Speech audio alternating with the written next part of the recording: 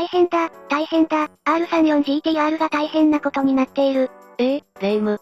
それは本当に大変だね。最近、R34GTR の盗難が増えているし、中古車市場でも価格が高騰しているんだ。それはなぜなの？それは、アニメやゲーム、映画での人気が高いからさ。例えば、イニシャル D では R32 が、そして、MF ゴーストでは R35 が登場しているんだよ。それは知ってる。イニシャル D では中里武史が R32 を、そして、MF ゴーストでは相葉俊が R35 を運転していたよね。そうだね。それに、ゲーム、グランツーリスモや映画、ワイルドスピードでも GTR が大活躍しているから、その影響も大きいんだ。なるほど、それで人気が出てきたのね。そうだね。しかも、R34 は希少価値があるし、アメリカの25年ルールも解禁されたから、ますます人気が出てきているんだ。ほほう、それはすごいね。でも、GTR といえば R32GTR が一番有名なんじゃない？その通り、レイム。実は、GTR の中でも R32GTR は特に人気が高いんだ。一番売れた GTR だからね。ほほう、それは興味深いね。それにしても、R32GTR はそんなに売れたの？そうだよ、初代のスカイライン 2000GTR は1945台、2代目は197台、3代目の R32 は43661台、4代目の R33 は16422台、そして5代目の R34 は11345台だよ。うわぁ、それはすごいね。R32GTR についてもっと詳しく教えて。もちろんだよ、レイム。それでは、R32GTR について詳しく説明しよう。それでは、ゆっくりしていってね。GTR って、名の由来って何？それは面白い質問だね、レイム。実は、スカイライン GTR の名前には特別な意味があるんだよ。GT は、グランドツーリスモの略で、これは長距離高速走行ができるように収納スペースと居心地の良さを、取り入れたスポーツカーのことを指すんだ。なるほど、それで、スカイライン 2000GT になったんだね。そうそう、そして、R は、レースの頭文字で、レーシングカーである R380 の R に由来するとも言われているよ。ほほう、でも、R380 って何？それは、プリンス自動車工業が開発した日本初のプロトタイプレーシングカーで、プリンス自動車と日産自動車の合併後は日産 R380 と改名されたんだよ。そのエンジンは、当時のグロリア、スカイライン GT に搭載されていた G7 型直列6気筒2リットルエンジンをベースに、開発された専用エンジンで、ほぼ新設計に近い形で開発、設計が行われたんだ。では、スカイライン R32、GTR の諸言を説明するよ。ほいほい。まず、エンジン型式は RB26DETT で、最高出力は280馬力6800回転、最大トルクは36キロ4400回転だよ。全長、全幅、全高は4545、1755、1340ミリで、エンジンは水冷直列6気筒 DOHC24 バルブ、インタークーラーツインターボだね。総排気量は 2568cc で、内径×工程は、86×73.7 ミリ、圧縮比は 8.5 だよ。タイヤサイズは前が 225-50R16、後ろも 225R16 で、駆動方式はフルタイム 4WD だね。トランスミッションは5速マニュアルで、新車価格は445万円だったよ。これらの諸言から、R32、GTR の性能の高さが伺えるね。それでは、スカイライン R32、GTR の魅力、特徴、人気の理由について説明するよ。それは楽しみだね。まず、エンジンについてだけど、R32、GTR は RB26DETT エンジンを搭載しているんだ。直列6気筒 DOHC24 バルブ、ツインターボエンジンって、そんなにすごいの？どんな特徴があるの？このエンジンは市販モデルでは当時存在した、280馬力自主規制に合わせてデチューンが施されていたけど、もともとはレースに勝つために製作され、600馬力を想定して設計されたエンジンなんだよ。ブーストアップを中心としたライトチューンでも容易に実馬力としての350馬力が狙えるんだ。600馬力を想定して設計されたエンジンなんて、それはすごいね。それは、このエンジンが非常に高いパフォーマンスを発揮できる設計になっているということだよ。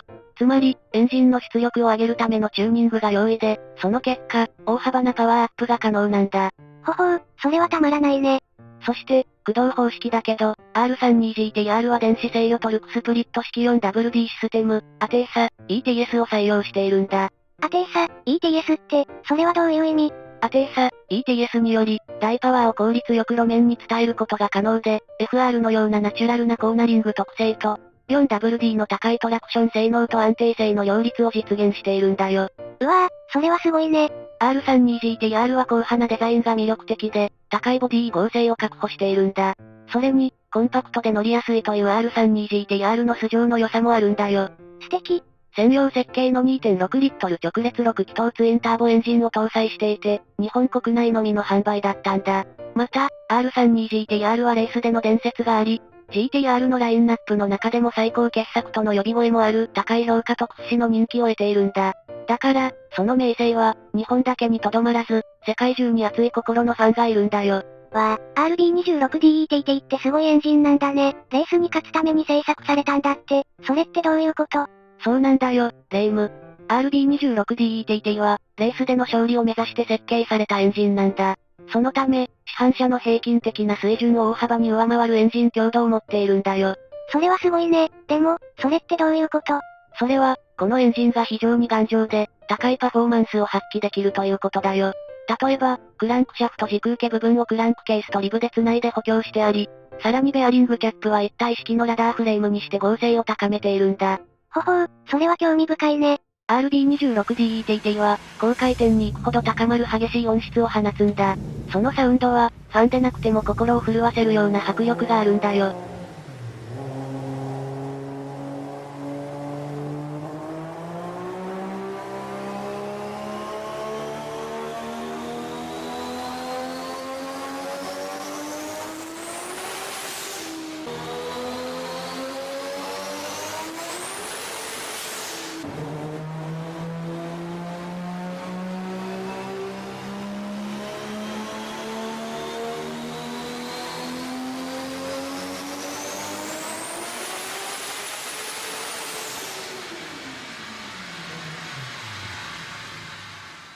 うわぁ、それはすごいね。マリサ、どうして、R32GTR の排気量は 2568cc と半端なの？ 2998cc で、3リッターエンジンでもいいじゃない。それはね、レースのルールが関係してるんだよ。グループ A のレギュレーションって知ってる？知らない。グループ A ってのは、車のレースのカテゴリーの一つで、その中には排気量によって最低重量が決まるルールがあるんだ。ほほう、それで、で、日産のエンジニアたちは、そのルールをうまく利用して、2.6リッターの RB26DETT エンジンを開発したんだよ。どういうこと？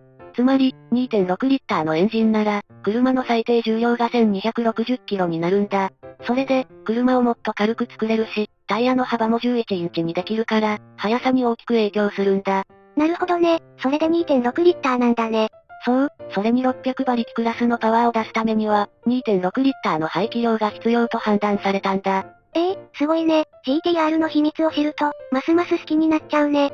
ねえ、マリサ、さっき言っていた、280馬力規制って、それはどういうこと？それは、1989年から2004年まで、日本の自動車メーカーが自主的に行っていた規制のことだよ。この規制は国内市場で販売される車のエンジン出力を、最大280馬力に抑えることを目指していたんだ。その目的は、安全性の向上と交通事故の減少だったんだよ。ほほう、でも、なぜ280馬力なの？それは1989年に登場した Z32 日産フェアレディ Z のエンジン出力が280馬力だったからだよ。それが規制の上限となったんだ。なるほど、それで、その規制はどうなったの？2004年にその規制は撤廃されて、以降は軽自動車以外の最高出力が自由化されたんだよ。その背景には、海外メーカー車との競争力の維持や、安全性向上のための各種装備の進化などがあったんだよ。なるほど、そんなことがあったんだね。それと、マリサ、R32 スカイライン GTR がデビュー後のレースでそんなにすごい成果を上げていたなんて、知らなかったよ。具体的にどんな成果があったの？まず、1990年の全日本ツーリングカー選手権に参戦した R32、GTR は、衝撃的なデビューを果たしたんだ。当時、国内外のツーリングカーレースで世界最強と言われていたライバルのフォード、シエラ RS500 を、なんとレースの4分の1を終えた時点で全て周回遅れとし、R32GTR は圧勝でレースを終えたんだよ。それはすごいね。それは、R32GTR がその高いパフォーマンスと優れた走行性能で、他の車を圧倒したということだよ。そして、その後のレースでも、圧倒的な速さでフォード、シエラを駆逐し、全日本ツーリング選手権が終わるまで、無敗の29連勝という新たな伝説を刻んだんだ。ほほう、それは興味深いね。それで、どんな走りを見せたの？ R32GTR は、その高いパフォーマンスと優れた走行性能で、JGTC 黎明期に毎年優勝を果たしたんだよ。具体的には、1993年に3勝、1994年に2勝、1995年に1勝を挙げたんだ。なるほど。次に R32GTR のデザインについてもっと詳しく教えて。もちろんだよ、レイム。R32GTR のデザインは、その筋肉質なスタイルが特徴的なんだ。大きく張り出したブリスターフェンダーは、R32GTR の力強い印象を作り出しているんだ。それに、大型のフロントグリルは、R32GTR の存在感を強調しているんだよ。それはすごいね。でも、ホイールについてはどうなの？ R32GTR は、16インチの単造アルミホイールを装着しているんだ。これが、R32GTR のスポーティーなイメージを高めているんだよ。ほほう、それは興味深いね。でも、テールランプについてはどうなの？いい質問だね、レイム。スカイラインのテールランプは、その特徴的なデザインで知られているよ。特に、4灯式の丸型テールランプはスカイラインの象徴とされてきたんだ。このデザインは長い間受け継がれ、多くの人々から、4灯丸型テールじゃなければスカイラインじゃない、と言われるほど、スカイラインのアイデンティティとなっているんだよ。なるほど、それは興味深いね。でも、そのテールランプはどのモデルから始まったの？日産のスカイライン GTR のテールランプは、2代目から始まり、現行モデルである6代目の R35 型、GTR にも受け継がれているんだ。ただし、初代のスカイライン GTR はこの特徴を持っていなかったんだよ。その後、2代目のスカイライン GTR からこの特徴的なテールランプデザインが始まったんだ。よくトラックも4灯丸型テールや6灯丸型テールがあるよね。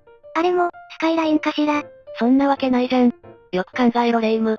R32GTR のライバル車について教えて。もちろんだよ、レイム。R32GTR のライバル車は、その時代の高性能スポーツカーたちだよ。日本車では、日産のフェアレディ Z、Z32、ホンダの NSX、トヨタのスープラ、マツダの RX7、そして三菱の GTO などが主なライバルだったんだ。でもね、レイム。やはり、GTR の敵は GTR だよね。それは、GTR の最大の競争相手は、GTR 自身という意味だよ。つまり、各モデルは前のモデルの性能を超えることを目指して、常に進化し続けているんだ。それが GTR の魅力の一つなんだよ。なるほど、それは興味深いね。それは、GTR が自己進化を続けることで、自分自身が最大のライバルになるということだよ。例えば、R32GTR は全日本ツーリングカー選手権で無敗の29連勝という新たな伝説を刻んだんだ。それは、そのモデルが前のモデルの性能を超え、さらに高いパフォーマンスを追求した結果だよ。だから、GTR の敵は GTR、なんだよ。他に敵なし、と言えるほどのパフォーマンスを持っているんだ。ねえ、マリサ、GTR の成り立ちを教えて。ほいほい、初代スカイライン GTR は1969年に発売され、プリンス、スカイライン 2000GTB がルーツなんだ。これは当時、国内のツーリングカーレースで活躍する高性能車だった。それってつまり、初代 GTR はレース用の車だったの？そうだよ。そして、この初代 GTR は、羊の皮をかぶった狼、と呼ばれていたんだ。このキャッチフレーズは、1964年の第2回日本グランプリで生まれたんだ。プリンス自動車は、スカイライン1500にグロリア用の、2リッター直列6気筒エンジンを搭載してスカイライン GT を急増したんだ。この高性能エンジンを持つスカイライン GT は、国産車トップレベルの走行性能を誇り、その性能を隠すような外見から、羊の皮をかぶった狼、と形容された。なるほど、それで、羊の皮をかぶった狼、なんですね。でも、その後はどうなったの？その後、1973年に2代目のスカイライン GTR が登場したんだ。これは、ケントメリーのスカイライン、という広告キャンペーンからケンメリと呼ばれ、当時の若者らに人気だったんだよ。ああ、ケンメリ、聞いたことあります。残念ながら、オイルショックの最中、S20 型は1973年の排出ガス規制に適合できず、わずか3ヶ月、197台をもって生産中止になったんだ。それはショック。そうだね。でも、16年後の1989年、8代目のスカイラインで GTR のエンブレムが復活したんだ。第2世代の GTR は最高出力280馬力を発生する2.6リットルのツインターボ、RB26DETT エンジンを搭載し、高い走行性能を実現させる足回りのハイテク装備も満載だったんだよ。うわぁ、それはすごいですね。その後、第2世代として正常進化した R33 スカイライン GTR が登場し、最終的には第2世代として最終モデルとなる R34 スカイライン GTR が登場したんだ。その第2世代って何？まず最初、1969年から1973年までの、箱スカ、や、ケンメリ、って呼ばれたやつが第1世代だったんだよ。この世代の GTR は、直列6気筒 DOHC エンジンを搭載するスポーティーなグレードだった。なるほど。そうさ、そして次に来るのが1989年から2002年までの R32、R33、R34 として知られる第2世代だよ。この世代は、2.6 リッターのツインターボエンジン、RB26DETT を積んでいて、最高出力280馬力を出していたんだ。うわぁ、それはすごいですね。その後は、2007年から現在まで製造されている R35 型が第3世代になるんだ。この世代は 3.8 リッターのツインターボエンジン、VR38DETT を積んでいて、パワーもさらにアップしているんだよ。へえ、その第2世代の R34GTR で終わったのは、2000年の排ガス規制をクリアすることができず、R34 スカイライン GTR は2002年に生産終了となったんだ。また、排ガス規制。それってつまり、環境規制が厳しくなったってこと？そうだね、2度までも、排ガス規制で GTR がなくなるなんて、悲しいね。じゃあ、どんな理由で、R35GTR はスカイラインの名を捨てたの？スカイラインは R34 まで基本的に国内専用車種で、輸出はされていなかったんだ。